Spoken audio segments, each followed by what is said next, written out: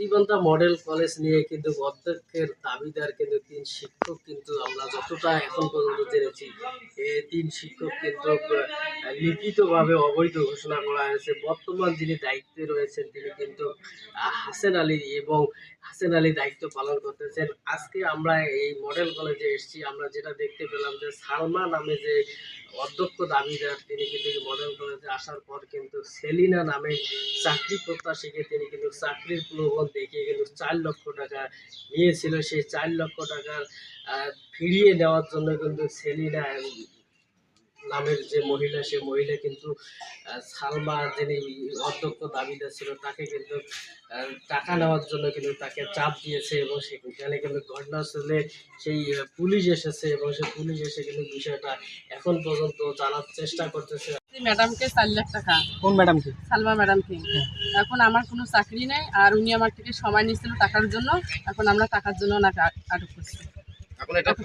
এটা আমার এখন আমার ম্যাডামের কাছে একটা আবদার, এটা আমার ফয়সলা করে দেবে। আমার টাকা কবে দেবে না চাকরি দেবে, দুটোর একটা ফয়সলা করে দেবে। উনি তো অবৈধ শিক্ষক, এর আগে ঘোষণা করে, এখন আপনি কিভাবে উনি চাকরি দিবে?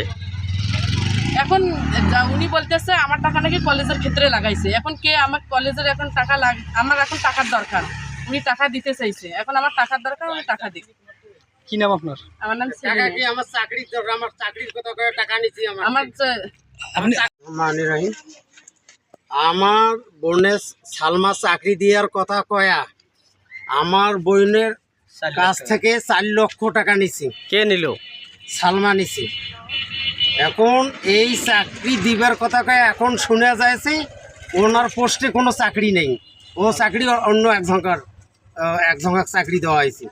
এইভাবে আমার বোনক বারবার জব্দ করে লাগছি, এবং আমার বোনের স্বামী তো আমার বোনের ওপর মানে অন্যায় অত্যাচার।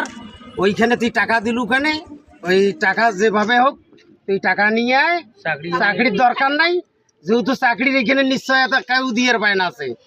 এখন একাধিকবার টাকা ওনার কাছে চাচ্ছি, উনি টাকা দেয়নি, খালি ডেট দেয়। আজকে মডেল কলেজ আসছি, আমরা ওনার কাছ থেকেই টাকা চাচ্ছি যে আমার চাকরির দরকার নেই, আমার টাকাটা ফেরত দাও।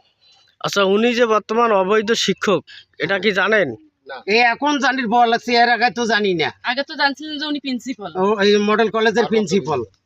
এর ছয় আমার বাবা এই মডেল কলেজে ১৫% জমি পর্যন্ত দান করছে। আমার বাবা হল জমিদাতা।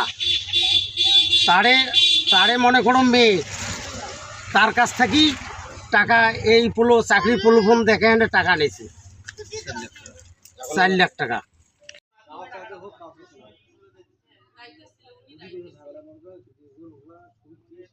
মোর বইন করে ফোন না টাকা কেন টাকা দিতে এই কথা ফির করবা